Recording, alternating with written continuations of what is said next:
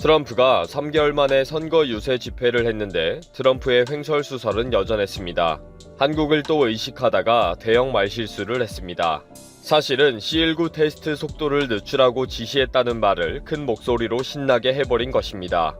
미국 언론과 미국 국민들은 세계 최악의 사망자가 발생하고 있는 상황에서 의도적으로 진단검사를 늦추었다는 말인가 라고 충격을 받았습니다. 며칠이 지난 오늘까지도 이 문제는 계속 충격적인 사건 심층 취재로 언론 보도가 이어지고 있습니다. 한국을 의식하면서 잘난 척하거나 시기 질투를 하거나 비교를 할 때마다 어김없이 대형 말실수와 사고를 치는 트럼프입니다. 그런데 이번에는 간단히 넘어갈 문제가 아니라고 보도가 이어지고 있습니다. 미국 국민들의 생명을 가지고 장난을 쳤다는 것이기 때문입니다. 20일 오클라호마주 털사시에서 선거 유세를 하면서 트럼프는 한국을 또 언급합니다. C19 진단검사는 양날의 검이다. 한국도 많은 검사를 했다.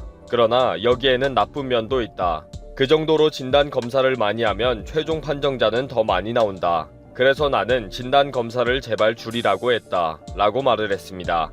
트럼프의 말은 초등학생 수준으로 생각하면 이해는 되기도 합니다. 검사를 많이 하면 최종 판정자가 많이 나오니까 검사를 줄이면 최종 판정자도 적게 나올 것이다. 라는 거죠. 한국이 바보이다. 진단 검사를 적게 하면 최종 판정자도 줄어들 텐데. 라는 뜻이고요. 그러나 빨리 진단 검사를 해서 치료를 받게 해야 귀한 생명을 구할 수 있다는 기본적인 의료 시스템을 부정한 말이 되어버린 것입니다. 최종 판정자가 적게 나오는 숫자가 중요하지 진단 검사를 제때 못 받아 치료를 받지 못해 불행하게 생명을 잃어버리는 사람은 중요하지 않다는 말이 되어버린 거죠. 이렇게 대통령이 직접 진단 검사를 줄여라 라고 지시했다고 하니까 미국이 발칵 뒤집어졌습니다. 즉각 민주당 대통령 후보로 확정된 바이든 전 부통령은 트위터에 진단 검사에 더 속도를 내어야 한다 라고 트윗했습니다. 그동안도 트럼프의 말은 미국 언론들과 SNS 회사들의 골칫거리였습니다. 트럼프의 거짓말을 퍼뜨리는 일에 이용되어 왔기 때문입니다. 그래서 이제는 트럼프의 과장과 거짓말에 대해 미국 언론들은 항상 팩트체크를 합니다. 이미 큰 화제가 된 것처럼 트위터는 아예 경고 딱지를 붙이거나 숨김 처리를 해버립니다. 트위터와 페이스북은 트럼프 때문에 코드 레드를 새로 만들어서 즉각 대응을 하고 있을 정도입니다. 이런 상황에서 나온 트럼프의 진단 검사 속도를 늦추라고 지시했다는 말은 즉각 사실 확인에 들어가는 거죠. CNN은 트럼프가 털사에서 한 선거 유세 내용을 팩트체크를 통해 입에 나오는 대로 거짓말을 한 것을 일일이 사실 확인해줬습니다. 트럼프의 한마디 연설마다 사실이 아닙니다. 과장된 것입니다. 이것이 사실입니다. 라고 9개의 주장에 팩트체크를 했습니다. 미국의 많은 언론들이 트럼프의 이 말을 속보로 기사화했습니다. 특히 최근 트럼프와 완전히 등을 지은 CNN은 지금까지 연일 특집 기사화에 계속 비판하고 있습니다. 털사에서의 집회가 끝나자마자 CNN은 백악관의 당국자들은 트럼프의 테스트 속도를 늦추기를 원한다는 사실을 방어하고 있다 라는 제목으로 백악관 당국자들과의 인터뷰를 실었습니다. 트럼프의 충격적인 고백 이후에 백악관 무역고문 피터 나바로는 인터뷰에서 가볍게 농담을 한 것이다 라고 했습니다. CNN은 트럼프와 백악관이 이제 와서 농담일 뿐이다 라고 변명을 하지만 사실은 이미 트럼프의 의도대로 진단검사 속도는 늦춰지고 있다고 지적했습니다. CNN은 오늘 아침까지도 트럼프는 농담이 아니라 거짓말을 하고 있다 라는 기사를 내보냈습니다. 어제 한 트럼프의 긴 해명 인터뷰에 대해 CNN은 이것은 거짓말, 망할 거짓말, C19 사태에 대해 미국 국민과 세계를 속이려는 트럼프의 노력이다 라고 맹비난을 했습니다. 결론으로 사실에 대한 트럼프의 어설픈 조작은 더 많은 미국인들을 죽음으로 이끌 것이다 라는 문장으로 매듭지었습니다. 이렇게 말도 안 되는 엄청난 말을 한 트럼프는 더 큰 횡설수설로 덮으려고 노력하고 있으며 참모들도 변명하느라고 고생하고 있습니다. 백악관 대변인인 케일리 맥커네니는 기자들의 질문 공세에 시달렸습니다. 늦추라고 지시했는가? 아니다. 지시하지 않았다. 트럼프의 말은 무슨 의미인가? 우리는 진단검사에서 세계를 선도하고 있다. 늦추라고 말한 것은 사실이 아닌가? 농담으로 한 말이다.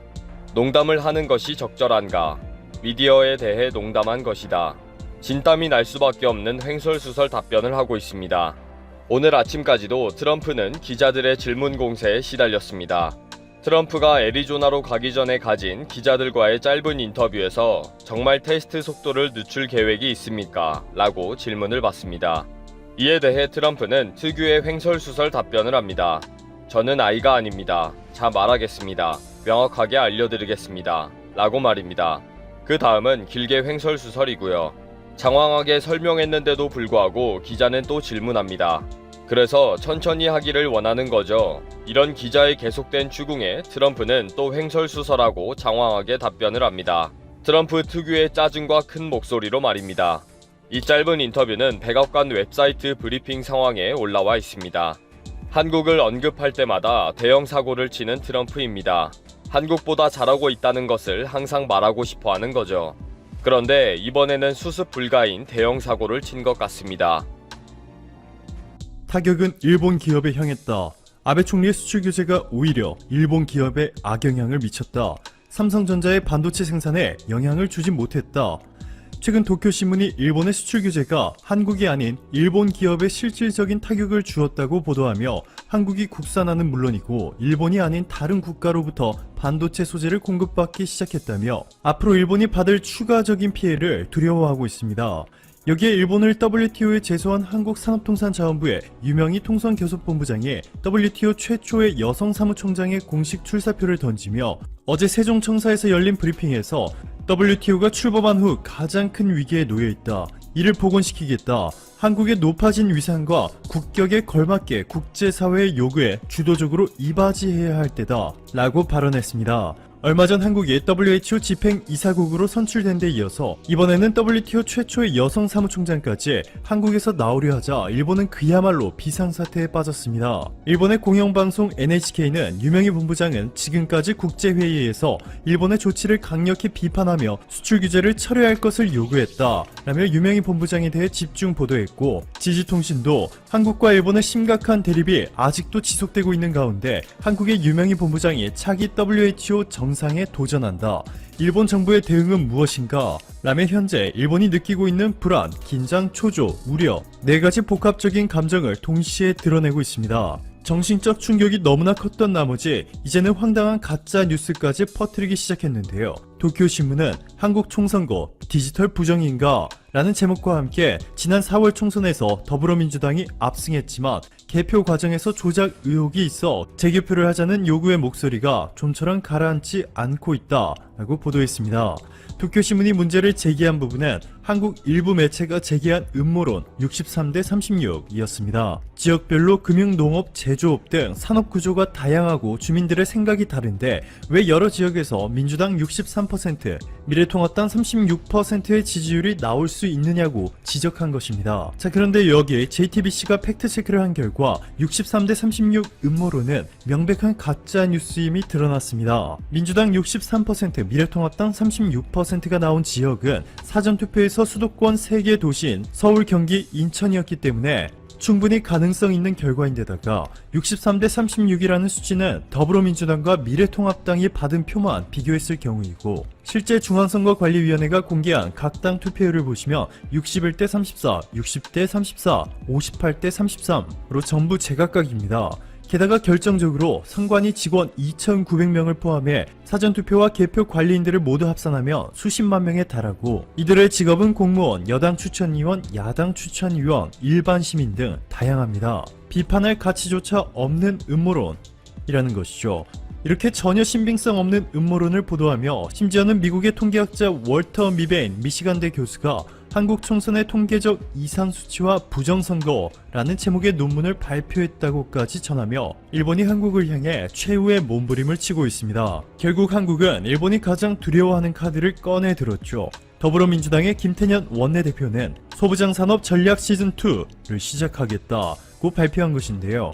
앞으로 일본이 추가로 한국에 보복카드를 꺼내 들어도 한국에 타격이 없도록 일본에 대한 의존도를 획기적으로 낮추는 작업을 추가로 시행하겠다는 것입니다. 최근 한국 법원이 한국 내 일본 전범기업 자산의 매각을 강제 집행하겠다 발표한 것과 관련해서 일본이 한국에 보복하겠다고 발표했는데, 한국의 소부장 산업 전략 시즌2가 집행되면 더 이상 일본이 한국에 어떠한 경제적 타격도 입히지 못하게 될 예정입니다. 조정식 정책위원장은 경제가 곧 안보다 라는 인식하에 정부와 기업이 하나로 뭉쳐 소부장 산업의 경쟁력을 더욱더 강화하겠다 전했습니다. 이미 세계는 한국이 일본을 앞설 것이라 확신하고 있죠. 최근 유럽연합 집행위원회가 EIS, 유럽혁신지수라고 해서 각 나라별 혁신 환경과 투자 및 혁신 활동, 그리고 파급 효과를 평가해 순위를 매겼는데 보시는 것처럼 주요국들 가운데 한국이 1위를 차지했습니다. 일본을 포함해 미국, 유럽, 중국, 호주를 모두 압도하는 점수 격차인데요. 유럽연합 집행위원회는 특히 한국의 특허 출원, GDP 대비 높은 연구개발 투자 비중,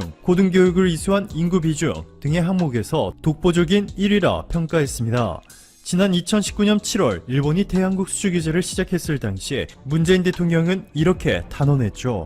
일본의 수출 규제는 한국의 경제가 한 단계 높은 성장을 도모하는 시기에 성장을 가로막은 것이나 다름없다. 의도가 거기 있다면 결코 성공하지 못할 것이다.